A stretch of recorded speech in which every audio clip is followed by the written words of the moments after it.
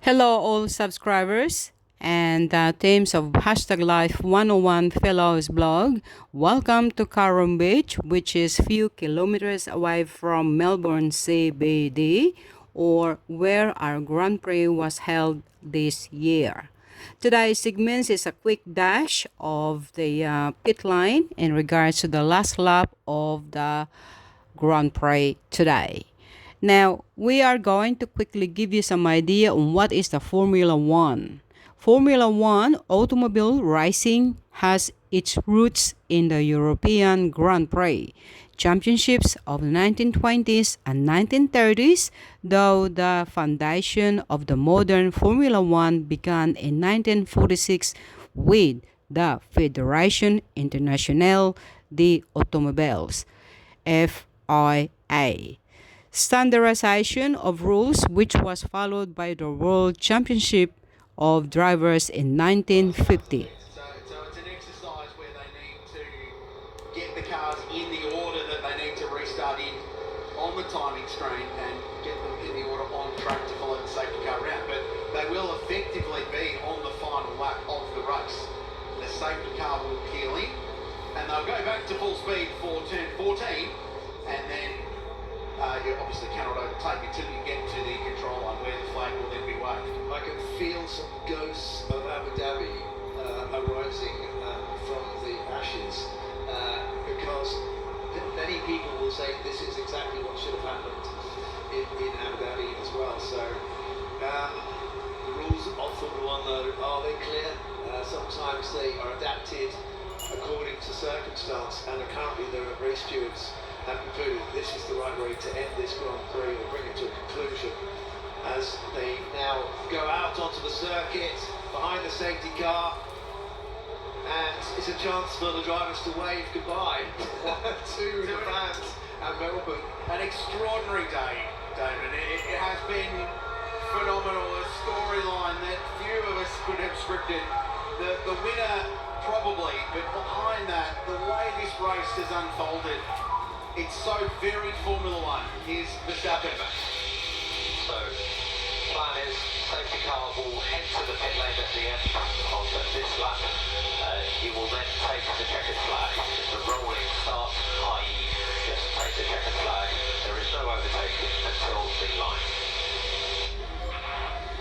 What it means as well is that Oscar Piastri will get World Championship points for the first time in his Formula One career. And he'll do it at home in 9th position. So Verstappen, Hamilton, Alonso, Carlos Sainz 4th, but remember, there's a 5-second penalty. So his point on the radio before could be corrected. He may not get World Championship points.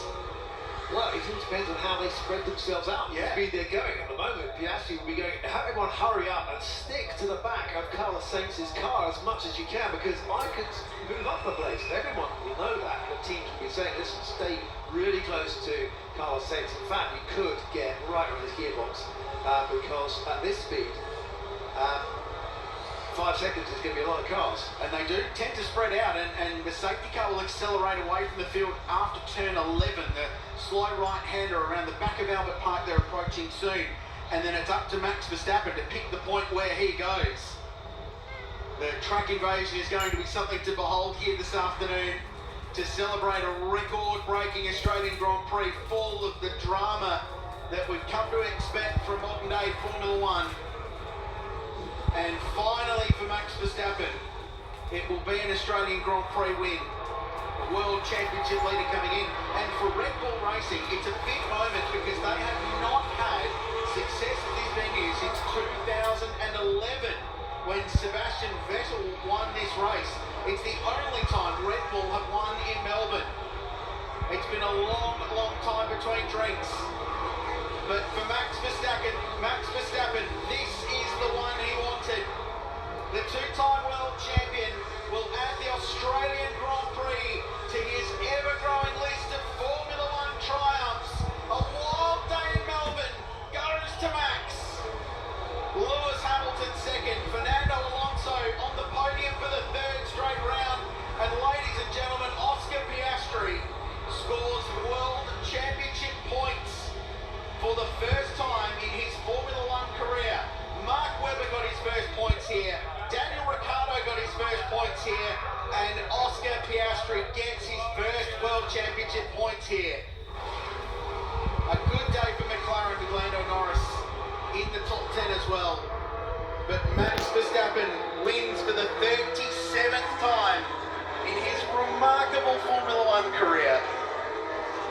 25 years of age, he's a double world champion. It's his 80th podium finish in the sport. And in front of a record-breaking Melbourne crowd, he's done the job again. Emphatic, professional, extraordinary from the world champion. Well done. Yeah, well, it took a while, but we take it. Good weekend. Yeah, no, well done, mate. That was a bit of a lengthy one, but well navigated. Our first win here since 2011, so and your first, obviously. So well done and enjoy it. Yeah, that's a really good weekend for us. Really happy for that. Sums it all up. Yeah, I don't think you can honestly ask for anything more. I mean, he deserves to win. The result, if you like, I think is just. I think the result is it's there for everyone. I did think it was too close to the end to do a restart. But Max Verstappen was fastest in qualifying. He's withstood all the pressures and the changes. And that Hulkenberg stopped. So he's crossed the line and stopped. They're going to have to get to that car pretty quickly because there's 140,000 people that are all going to end up on pit straight in about 10 minutes' time, all looking for a souvenir of a very nice Haas Formula 1 car. I'm sure the fine marshals of Albert Park Melbourne protecting that car from anyone a little bit too enthusiastic. Here's Lewis Hamilton. Mega job, guys. What an amazing result. Thank you so much. So proud of you all. Let's keep pushing. Let's keep pushing. Really well done there, Lewis. Yeah, it's a long afternoon, but yeah, that's definitely deserved that result. Well driven, Lewis. Very, very well. Thanks, Toto. Always under control. I haven't heard Lewis Hamilton that elated about a second place, maybe ever. Maybe ever. Absolutely. I mean, that was a drive befitting of his status in Formula 1, though, wasn't it? Just utterly composed and kept the pressure on where he could. He knew he didn't have the car speed to beat Max Verstappen, but he can't finish first. Second's the best of the rest, isn't And it? he had Fernando breathing down his neck the whole way, so he was anxious about whether or not the tyres would get to the finish. And of course, the sad thing is we never got to find out what would happen when these tyres got to the very end of their life. You know, I am not unhappy with what I've seen today. I've seen a fantastic race. I've seen some great racing. I've seen some great results. You know, I've been here when Oscar Piastri's got his first points, and we've got a good podium here with 3 different manufacturers. In fact, if you look down there, you've got quite a lot of manufacturers in the top 10, so everyone is very healthy. Zhou Guanyu gets World Championship points as well. So Carlos Sainz, that 5-second penalty, he was right, it dropped him out of the World Championship points. The Ferrari driver will be classified 12th. So Lance Stroll gets 4th. A big haul of points for Aston Martin in their battle with Mercedes for second in the Constructors' Championship. So Verstappen, Hamilton, Alonso 1, 2 and 3. Stroll, Norris finishes 6th. Huge performance from Lando and McLaren today. Hulkenberg 7th. Oscar Piastri confirmed in 8th position. And World Championship points go the way of the boy from Melbourne who grew up 15 minutes away from Albert Park. You can hear the racing cars in his backyard. And he, a few years later, has World Championship points. Zhou Guanyu 9th. That's a huge drive from the Chinese driver to finish 9th today in a car that was not competitive but gets points and survives. And Yuki Tsunoda, 11th in the first 2 races of the season, Tom, finally gets one solitary, precious World Championship point. And very well deserved by Yuki. We saw some great racing from him, and as you say, Zhou Guanyu finishes 9th, having started the Grand Prix P17. Just proves never give up. So yeah, I mean, the right man won in terms of the fastest driver car combination, and then alongside Hamilton we saw 2 brilliant drivers going hard all Grand Prix. Lance Stroll, let's not forget that Lance is still carrying injuries on those wrists from that bike accident pre-season, so he's done a great job. Perez beats Christian Horner's prediction of finishing P8, he's come home in 5th, so some great racing up and down the field. The Formula 1 term I feel for Perez today was optimising his day to get 5th, I would have thought. Yeah, he started with a really bad start, and you know the problem he had going out before getting through qualifying and starting from the back, and yeah, he benefited a little bit from the restarts, but pressed on and mitigated the damage actually. So he can be very happy with his 5th place. this sport, it's extraordinary, isn't it? And we're in what they call the Drive to Survive generation, that Netflix show, which has been so extraordinary for the popularity of the sport. But the thing is, so often you don't need to dramatise what occurs in Formula One racing. I totally agree with you, Chris. I think that we overdo it. When sometimes we get a lean spell, we get some maybe boys racing goes, oh, Formula One, you know, it's not as good as it was, and then something dramatic happens. Let's hear from the winners and the podium finishers, and David Coulthard will be interviewing them. Fernando, what a Grand Prix. Have you ever experienced the likes? Probably not. I mean, we had a roller coaster of emotions today, and yeah, many things going on at the beginning, but then also at the end now, you know, the last half an hour it was difficult to understand what's going on, but the race itself, it was good for us in terms of pace. I think Mercedes were very fast, and Luis did an incredible job today, so I could not match the pace or not get close enough, but we take P3. Yeah, that's what we were wondering in the Grand Prix, whether you were just pacing yourself trying to save your tyres, because early on it looked like it would be a straightforward run to the flag, but all of that changed, and then of course I guess your heart was in the mouth at that red flag restart when you were spun around. Yeah, I mean, the first red flag did help us because George and Carlos came in, so we took those places for free, and the second red flag probably didn't help, obviously, with the incident there. But yeah, you know, we got lucky again, and we had another opportunity now to just see the checkered flag in P3, and as I said, P3, P4 for the team is just amazing Sunday. Well, you started with 3 races, 3 podiums. What can the rest of the season bring you? I guess a little bit higher up on the podium, because 3 third places, let's go for a second place at least. Okay, well, go and enjoy the podium.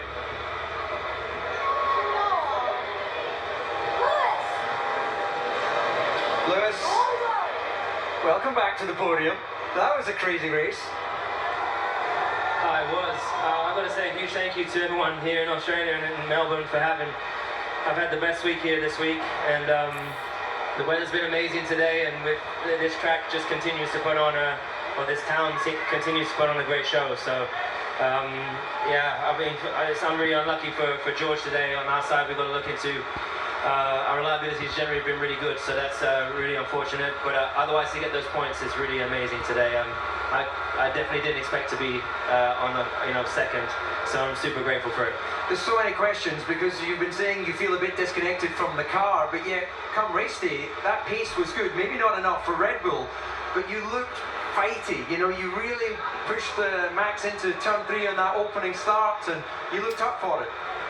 Yeah, I still feel uncomfortable in the car though. You know, the car's still not, I don't feel connected to it. So I'm driving as best I can with that disconnect, and I'm working as hard as I can to try and create that connect. But I think it's a long project. So, but still, considering we've been down on performance, we're clearly down on in the straight pace compared to the Red Bulls. For us to be up here fighting with Aston, it's just amazing at this point of the season. And we just got to keep on fighting. Big thank you to all the people back at the factory. Let's keep pushing. We can close that gap. It's going to be tough, but not impossible.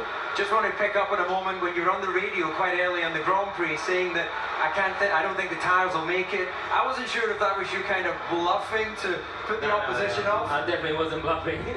I mean, I think honestly, I was having to push a lot to keep right at the beginning, obviously, to keep Max behind, and then Fernando was pushing. You know, they're very quick. So I think ultimately he was a little bit quicker today behind me, but I just managed to hold him off. So for that, I'm really grateful, and also just what a legend kind of. You know, we've got a world champion up ahead. We've got 2 world champions in the top 3, or 3 world champions in the top 3. That's pretty mega. It is indeed. Formula One 2023 is excellent. Well done in your second place. Thank you.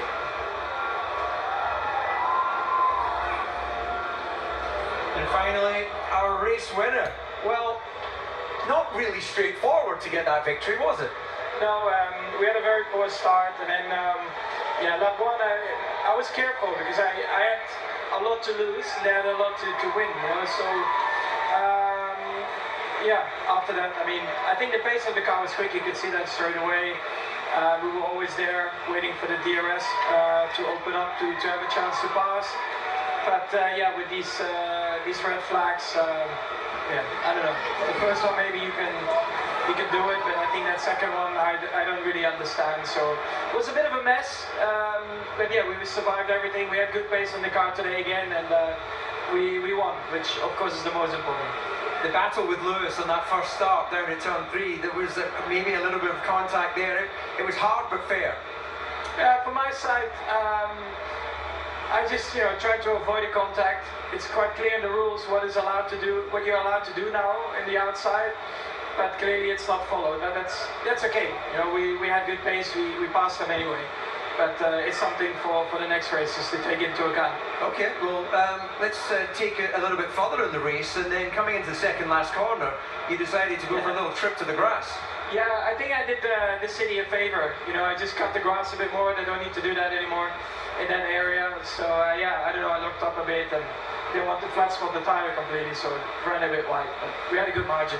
And in the end, you had to wait a little bit there before you could do that final lap to get your 37th victory in Formula 1. Yeah, I mean, yeah, it's great to win here. My first win as well. It's been a while for the team as well, but yeah, very, very, very happy. But also, it's still great to see that the fans are having a good time even now. They had a long wait for the whole day, but yeah, I'd say a big thank you to them as well. To stick around.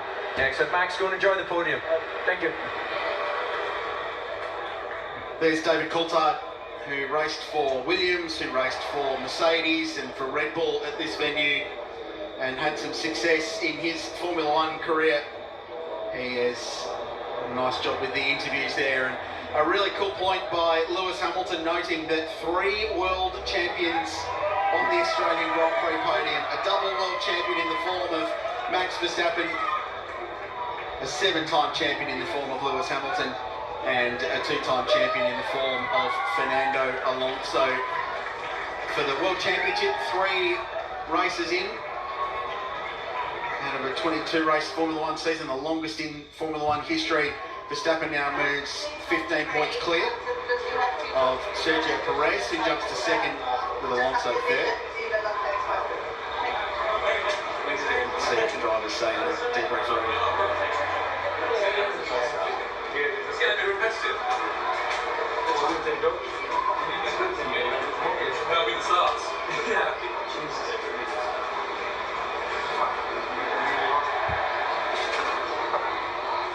Super threat, and right to left, you to the right.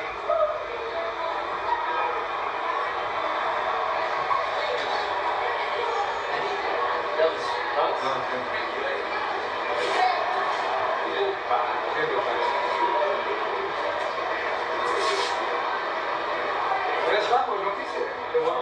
Yeah, I mean, especially the second restart was very hard. Sure. It's because the safety car's driving so slow, you cannot put any heat in the ticket. It's like ice.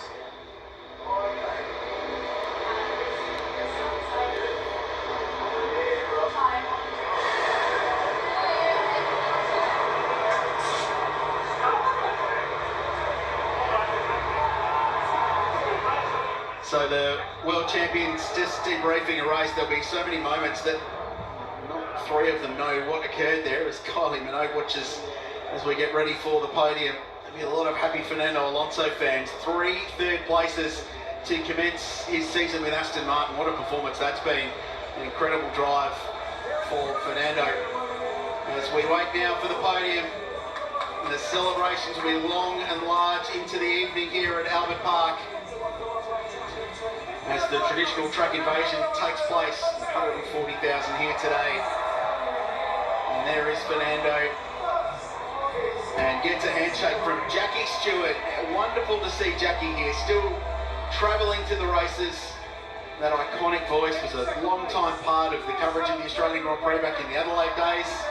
And he is iconic here. And Lewis, the most successful driver in Albert Park history, celebrates with a 2nd place for Mercedes-AMG, who have performed above expectation this weekend. And there's Max Verstappen. He will receive the Jack Brabham Trophy on what would have been the 97th birthday of one of the very best. Let's hear from the national anthems after an extraordinary Australian Grand Prix.